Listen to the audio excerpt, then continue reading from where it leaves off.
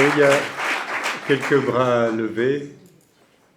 Deux personnes, depuis quelque temps, voudraient s'exprimer.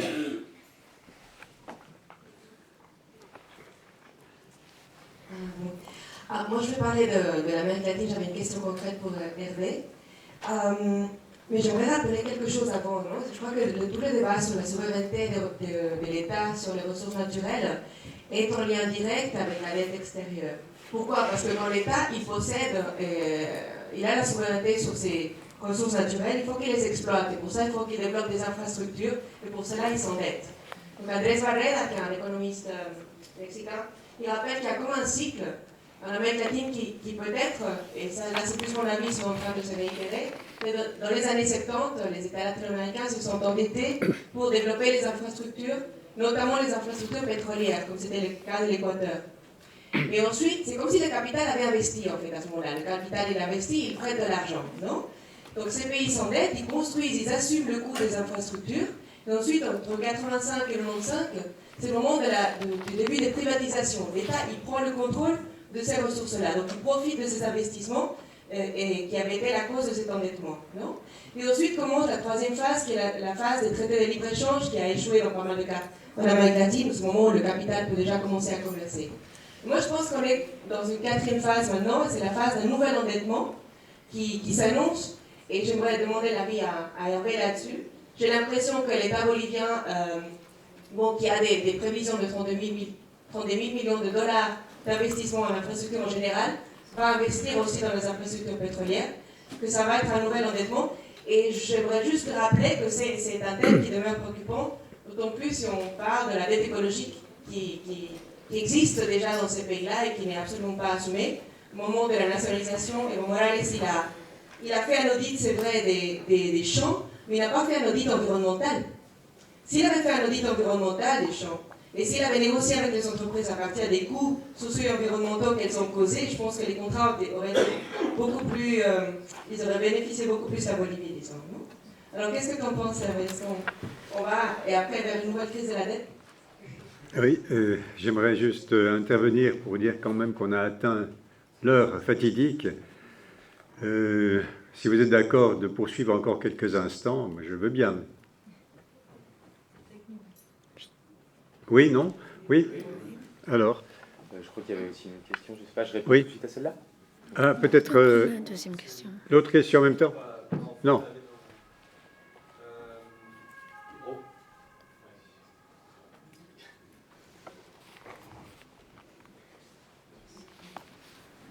Merci Hervé pour la réponse à la question, pour ton exposé aussi pour la réponse à la question.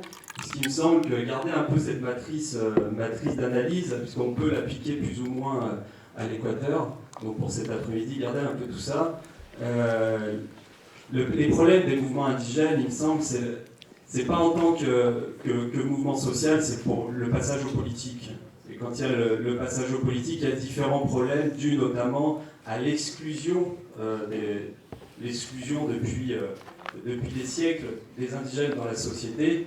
Et c'est vrai que le parti politique, ou le mouvement politique comme en Équateur, devient en fait un tremplin pour monter sur l'échelle sociale. Bon. Moi je voulais aussi te poser une question sur le double discours, parce que finalement, c'était intéressant ce que disait aussi Julie, moi non, je ne m'attendais pas à autre chose, mais on aurait pu s'attendre à un tableau un peu moins noir, mais finalement, je crois que Evo Morales s'adapte très très bien aux schémas de pensée occidentaux dans ses discours internationaux, et par contre, il s'adapte très très bien aussi à la réalité nationale. Et donc du coup, on observe un double discours à la fois au niveau national et au niveau international chez Evo. Un exemple tout récent, c'est il y a 2 semaines, il a donné 1,8 million d'hectares à YPBF sur des territoires indigènes, dans des parcs nationaux pour que YPBF puisse exploiter du pétrole ou du gaz, ça je ne sais plus, mais enfin bon, une ressource naturelle. Et une semaine plus tard, il sort une lettre ouverte à tous les peuples indigènes dans le monde pour les inciter à lutter pour la défense de leur territoire, pour la défense de la biodiversité, etc.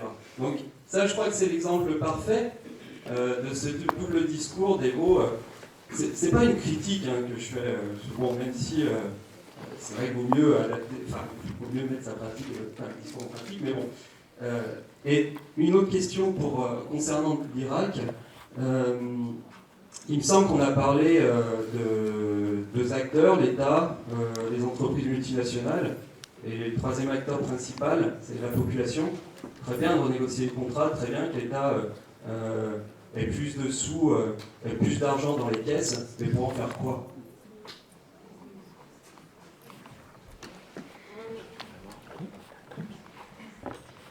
Alors, concernant la question sur l'endettement, il y a simplement peut-être un élément que je voudrais rappeler par rapport à l'exposé que j'ai fait, c'est par rapport aux réserves, justement. C'est vrai que le fait aujourd'hui de maintenir un niveau de réserve extrêmement élevé est présenté par le gouvernement Morales comme la solution pour se prémunir des éventuels soubresauts d'une nouvelle éventuelle crise économique. C'est vrai que ce à quoi on assiste, c'est une espèce de ce que j'appellerais une gestion du capitalisme en tant que bon père de famille, qui en fait est assez révélatrice de la mentalité paysanne. Chez Morales, il y a beaucoup ça. On ne dépense pas plus que ce qu'on a. Et finalement, plus on a d'argent, plus c'est rassurant.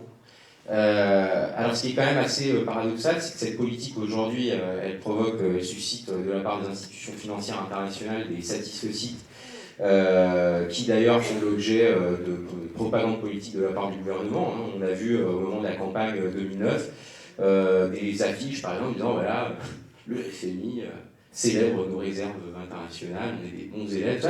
C'était un peu bizarre parce qu'on avait l'impression de revenir à la Bolivie des années 90, où la Bolivie était déjà l'un des meilleurs élèves des institutions internationales, avec le résultat qu'on sait.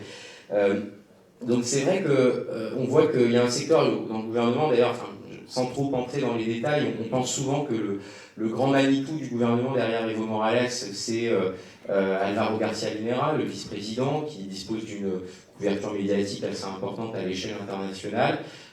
Ma conclusion au terme de mon travail de terrain, c'est quand même que Álvaro García est là pour, comme on dit en Bolivie, en espagnol, ponerse la camiseta y hacer el trabajo sucio, en d'autres termes, assumer son appartenance au gouvernement et faire le travail en sous-main, et finalement il fait ce qu'on lui dit, quoi. Ce n'est pas le cas par exemple du ministre de l'économie et des finances, qui est l'ancien ministre du budget en quelque sorte. Il y a beaucoup plus de pouvoir d'incidence et qui notamment s'est avéré très très influent sur cette politique monétaire, qui est une politique monétaire par exemple assez orthodoxe de la part du gouvernement Morales. On voit donc qu'il y a un certain conservatisme au niveau politique qui tranche par exemple avec ce qui se passe en Équateur. Il n'y a pas si longtemps que ça, j'avais assisté à une conférence de Franklin Ramirez de la Flaxo Ecuador, qui nous expliquait que les réserves dont disposait l'Équateur ont fait l'objet d'un fort investissement justement en termes d'équipement et de formation. Ce qui permet aussi de comprendre pourquoi en Équateur aujourd'hui on est sur une politique qu'on peut effectivement qualifier de post-libérale, dans la mesure où le gouvernement est en train de créer les conditions d'un développement endogène possible. C'est à savoir s'il sera réalisable, mais c'est loin d'être le cas en Bolivie, et je pense que le fait qu'au terme de 5 années quand même de gouvernement, on n'ait pas entrepris une politique sérieuse de formation de cadres en ce qui concerne le secteur des hydrocarbures, c'est quand même assez dramatique. Donc je pense qu'au contraire, il y a aujourd'hui, sans aller peut-être vers l'endettement, mais il serait temps de faire quelque chose de ces réserves et de ne pas avoir une gestion aussi conservatrice, qui s'explique quand même, pas simplement par les divers facteurs. Je pense que le facteur le plus important, quand même, qui permet d'expliquer le fait qu'on accumule autant d'argent, c'est la peur d'une agression économique de la part des groupes oligarchiques, notamment à Santa Cruz, puisque c'est quand même l'un des facteurs qui a été à l'origine de la chute du dernier gouvernement de gauche avant Morales, qui était le gouvernement de l'Unité démocratique et populaire entre 1982 et 1985. Donc c'est vrai que quand le MAS arrive au pouvoir en 2005, c'est avec une obsession, qui est le fait de ne pas faire l'objet d'une déstabilisation économique. D'ailleurs, un fait intéressant, je parlais tout à l'heure de l'emploi public comme bien qui fait l'objet d'échanges politiques. Il y a 2 gouvernements où on ne va pas toucher aux gens en place. C'est le ministère du Budget et le ministère du Développement économique. C'est pas innocent. Et sur l'impact environnemental, ça fera lien avec la question qu'a posée Mathieu. Moi, mon postulat, c'est que s'en fiche un peu. D'ailleurs, quand on réfléchit au double discours, moi, je pose la question, qui a dit si la nature s'oppose à la révolution, on combattra la nature? Puis qui a dit les peuples indigènes sont les dépositaires des intérêts de l'humanité? Dans un premier cas, c'est Correa, dans le deuxième, c'est Morales. Or, c'est Correa qui entreprend le projet ITT Yasuni, et c'est Morales qui mène une politique ouvertement productiviste. C'est quand même assez compliqué la réalité politique latino-américaine aujourd'hui, justement à cause de ces décalages entre le discours et les pratiques. Mais c'est vrai qu'il faut s'intéresser aux usages pratiques de ces discours-là, pour le coup. Et effectivement, chez Morales, il y a une forte aptitude, disons, à savoir à quel auditoire il s'adresse. Moi, j'ai toujours été assez frappé, dans mon propre regard, comme celui de bien d'autres, sur Morales avant de partir en Bolivie, c'était celui d'un leader authentiquement indianiste, puisque c'est l'image qu'il projette sur les scènes internationales, dans les forums sociaux, etc. Quand j'ai commencé mon enquête sur le MAS, par exemple, j'ai découvert qu'il existait un journal qui s'appelle Sobelani, c'est un symbole, et j'étais assez étonné quand même de la ligne éditoriale de Sobelani, puisque les articles portaient, par exemple, sur les forums sociaux mondiaux, sur, y compris l'arrestation de José Bové après avoir fauché des plantes de GM. Bon. Alors c'est vrai que les paysans boliviens connaissent José Bové, merci à Via Campesina pour les tournées qu'il a pu organiser pour José Bové, mais ce qui est quand même assez intéressant quand même à voir, c'est que Sobelani, moi au départ, je l'ai vu comme effectivement il y avait une volonté politique de la part du MAS de créer une conscience altermondialiste chez ses militants, parce que le journal, c'est toujours un outil de construction de l'organisation. Le schéma à nous, à gauche, en France en tout cas, et ben en fait, pas du tout. Soberania n'est pas du tout lu par les militants du MAS, c'est même un journal qui est justement à usage vers l'extérieur. Et quand on a des jeunes gringos comme moi qui débarquent en Bolivie et qui sont intéressés par ce mouvement d'émancipation qui est le MAS, qu'est-ce qu'on leur sert? Soberania. Ce qui permet quand même justement de construire le regard. Et ça permet de voir, y compris comment au niveau du MAS, on joue sur ces 2 dimensions, entre l'international qui est une scène importante, une scène politique importante pour Evo Morales, on le voit avec Copenhague, c'est une scène de légitimation de son action à niveau international, et je terminerai là-dessus, c'est qu'on voit bien aujourd'hui à Copenhague, par rapport au cas, par rapport à la campagne qui a été conduite par le gouvernement bolivien, en association avec le Venezuela notamment, cette opposition à l'accord de Copenhague, il recèle quand même de certaines ambiguïtés, parce que quand on déclare le sommet de la Terre à Cochabamba, quand on le réalise, quand on invite toutes les organisations internationales, les mouvements sociaux du monde entier pour venir discuter du changement climatique, et qu'on impose à une série d'organisations indigènes, justement, la possibilité de pouvoir discuter de l'impact environnemental de la politique qui est menée au niveau énergétique par le propre gouvernement, et qu'on l'oblige à se réunir à l'extérieur du lieu officiel où avait lieu le sommet de la Terre, ça permet de se poser un certain nombre de questions. Quand on voit que systématiquement toute critique justement au niveau écologique par rapport à la politique énergétique est réduite simplement au fait de jouer les tontos utiles, les idiots utiles pour le compte des ONG et donc de l'Empire, parce que c'est quand même ça le discours toujours impérialiste qui là maintenant sert à la criminalisation des mouvements sociaux, ça permet de se poser quand même un certain nombre de questions. Parce que moi aujourd'hui ma grande crainte c'est que j'avais souvent l'intuition qu'on avait affaire à un gouvernement en dispute entre, on va dire, une composante plutôt écolo-radicale, un petit peu dans la lignée de ce que pourrait représenter Alberto Acosta en Équateur, et puis une composante plus traditionnelle, nationaliste et développementiste. Or aujourd'hui ce qu'on voit c'est qu'il y a quand même, y compris au sein du MAS, un coup à la prise de parole pour la critique, notamment sur un plan écologiste, de la part des tenants d'une ligne plutôt écolo, qui fait que aujourd'hui ces gens-là, structurellement, sont amenés à adopter un profil bas. Alors il y a ceux qui décident de s'en aller, et puis il y a ceux qui décident de mener la bataille. Mais il la mène pas très longtemps à l'intérieur des cercles gouvernementaux. Donc le problème aujourd'hui, c'est que j'ai quand même l'impression que l'indianisme et le discours qu'il porte en termes de revendications écologiques, malheureusement, eh bien, sert à légitimer une politique extractiviste et développementiste, néo-développementiste en l'occurrence, de la part du gouvernement. Voilà. Il y a deux éléments de votre présentation sur la Bolivie que je voudrais souligner parce que je pense qu'ils sont très intéressants pour la Bolivie, bien sûr, et pour de nombreux autres pays producteurs d'énergie et ou de ressources minières. C'est le fait d'avoir une économie très, très peu diversifiée.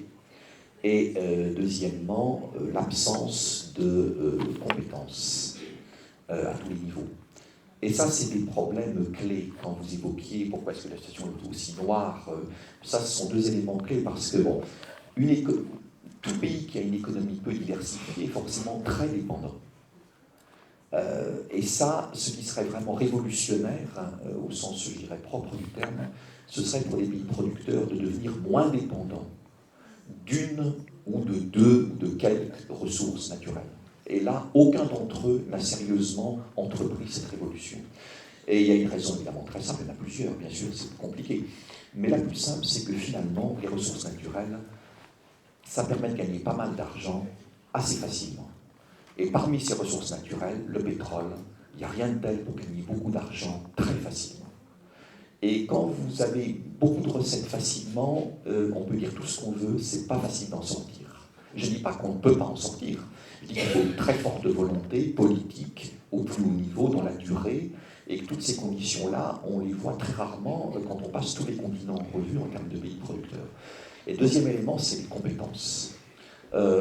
Si vous les négociez correctement avec des compagnies étrangères qui ont des bataillons d'experts, d'ingénieurs pétroliers, d'avocats, les meilleurs au monde, les plus chers payés, vous devez avoir des compétences, je ne vais pas dire équivalentes, mais des compétences suffisantes pour comprendre ce que vous faites, ce que vous discutez, ce que vous signez, et pour gérer correctement, dans l'intérêt d'une population, un secteur pétrolier, gazier ou minier, qui demande des compétences multiples, géologiques, techniques, économiques, industrielles, financières. C'est très complexe. Et en disant c'est très complexe, je ne dis pas que c'est impossible.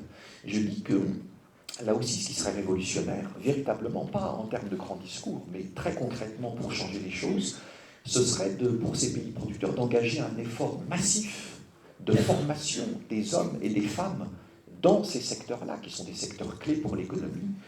Et ça, certains pays producteurs le font. Vous avez, quand vous signez certains contrats pétroliers dans certains pays, les compagnies étrangères ont une obligation de formation et de transfert de technologie. Il y a des clauses contractuelles. D'autres pays disent, ça ne nous intéresse pas, l'important c'est d'avoir de l'argent tout de suite qui tombe dans les poches de l'État, sous-entendu dans mes poches à moi. Bon, ben évidemment, ça, il n'y a pas de problème, ça marche, les compagnies peuvent faire ça. Donc, il y a des marges de négociation, mais encore faut-il mettre l'accent sur les éléments clés. Et la formation des hommes et des femmes pour monter en compétences, c'est fondamental. Tout le monde en parle, mais finalement, quand vous regardez les priorités, la place dans les priorités, les sommes affectées, c'est finalement très peu de choses, dans pas tous les pays producteurs, mais dans une grande partie. Il y avait une question sur l'Irak. L'Irak, on parle du gouvernement, on parle des compagnies étrangères, mais quid de la population ? C'est une question très importante et y répondre brièvement n'est pas facile. La population ou les populations. Dans le cas de l'Irak, on peut dire ça de tous les pays, mais dans le cas de l'Irak, évidemment, vous avez des dimensions religieuses et tribales qui font qu'il n'y a pas forcément... il y a un très fort nationalisme. Et en même temps, il y a des spécificités, des particularités, des situations d'affrontement, de conflit au sein de cette population qui font qu'il n'y a pas une population, il y en a plusieurs. Donc ça, c'est déjà évidemment un élément de complexité. Un autre élément de réflexion, plus que de réponse forcément définitive, bien sûr, à cette question, c'est que la population, alors là, je dis là, a été largement tenue à l'écart de ce que j'ai évoqué dans ma présentation, pour plusieurs raisons. Et l'une d'entre elles est que les gouvernements irakiens qui sont succédés ont dit, finalement, les contrats qu'on propose, contrats de service, ça n'a pas besoin d'être approuvé par le Parlement. Ça dépend uniquement du gouvernement. Si on avait d'autres types de contrats, il faudrait passer par le Parlement pour approuver ces contrats, mais là, on n'en a pas besoin. Donc, on contourne complètement le Parlement. Le Parlement proteste et dit « je vais me fâcher, je vais remettre en cause les accords signés entre le gouvernement et les compagnies ». Personne n'y croit trop. Et par ailleurs, pour le Parlement, vous savez qu'il y a eu des élections législatives en Irak en mars, il n'y a toujours pas de Parlement constitué de nouveau gouvernement. Donc la population, elle est complètement hors jeu dans cette affaire-là, y compris au niveau de la dimension théorique de démocratie représentative via le Parlement, qui a vu tous les contrats pétroliers passer sous le nez, si vous me passez l'expression. Un autre élément important, c'est... Alors à quoi ça va servir cet argent, plus d'argent avec le pétrole, à quoi? Eh bien, là encore, je reviens à ce que je disais, une économie non diversifiée. Le pétrole, ça sert à financer tout ce qu'il y a en Irak. Tout ce que vous voulez financer, projet électrique, vous avez plusieurs heures de coupure d'électricité chaque jour pour la population, développement de nouvelles centrales, l'argent du pétrole, santé, éducation, l'argent du pétrole, sécurité, besoin évidemment considérable, l'argent du pétrole. Toute l'économie irakienne, dans une proportion de 95% au moins, en termes de financement, repose sur le pétrole, éventuellement le gaz plus tard, mais essentiellement le pétrole. Donc, s'il n'y a pas ces revenus pétroliers, tout le pays s'effondre. Et c'est tragique de dire ça, mais c'est la réalité aujourd'hui de ce pays et d'autres pays. L'Algérie, c'est 97% dans les exportations, le pétrole et le gaz. Le Nigeria, c'est 99%, etc. Donc on revient toujours à cet élément clé. La véritable révolution pour ces pays, ce serait, ça ne se fait pas en un jour, mais de décider de devenir progressivement moins dépendant d'une ou de deux, et parfois d'une, source de revenus très facile, qui rapporte beaucoup d'argent, mais qui est un piège, évidemment. Et l'Irak est en plein dans ce piège, et il n'est pas prêt d'en sortir. Donc il faut plus de revenus pour tout reconstruire. Et plus de revenus, ça veut dire plus de production pétrolière, plus d'exportation pétrolière. Et pour l'instant, ils ne savent pas faire sans ça. Ils ne peuvent pas faire sans cela à court et à moyen terme, soyons clairs. Un autre élément, peut-être, c'est que l'Irak a des revenus pétroliers supplémentaires, incontestablement, et va en avoir beaucoup plus dans les prochaines années. Est-ce que ça se traduira effectivement par plus de choses concrètes pour la population? Il y a un écart très important entre l'augmentation des revenus et puis des résultats sur le terrain, pour plusieurs raisons. Corruption massive en Irak, et là encore, ce n'est pas seulement en Irak. Partage de la rente pétrolière entre différents clans, insécurité, attentats, sabotage. Donc l'Irak construit beaucoup d'infrastructures, y compris pour la population. Mais comme il y en a une bonne partie qui saute 3 jours après avoir été construit, il faut reconstruire. Et vous dépensez donc beaucoup d'argent pour des résultats sur le terrain, une partie massive part pour la corruption, une partie la classe politique se dispute, une partie part à l'étranger, une partie détruite en fumée dans les attentats, les sabotages, etc. Donc entre l'augmentation des revenus pétroliers, qui est très significative dans les dernières années, et qui sera considérable dans les années qui viennent, et la différence pour la population en termes de niveau de vie, en termes de conditions de vie, l'écart est absolument considérable. Et ça, c'est un problème majeur à résoudre pour l'Irak dans les années qui viennent.